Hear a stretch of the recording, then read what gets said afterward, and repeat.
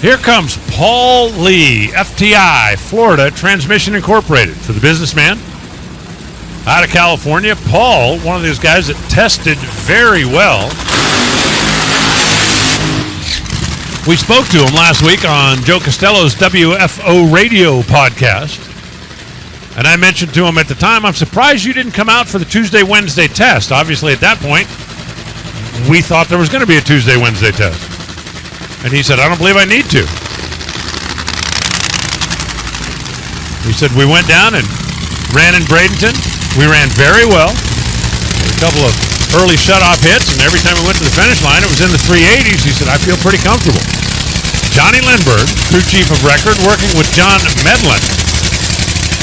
John, who is really enjoying mentoring some of the young minds in the sport now after being around it for so very long and having so much success. And Johnny Lindbergh, most of his success has come on the alcohol side of the fence, but he is very detail-oriented, and if you want to make one of these cars run well, the detail. It's all in the detail.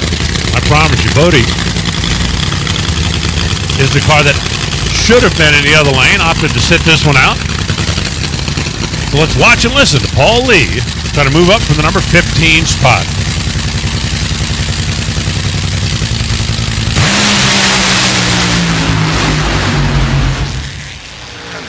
Yeah, they got down about 500 feet or so.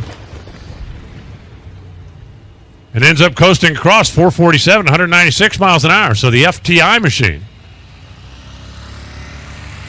unable to improve here in session number 2. They'll stay in the number 15 spot for right now in the field, but I guarantee you, the folks for Silver Sport, McLeod Clutches, are all Paul Lee companies.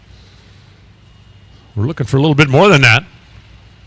Out of their second session, we'll give him a boost off the top end of the racetrack, and we'll start sending them at you 2 by 2 by 2 by 2.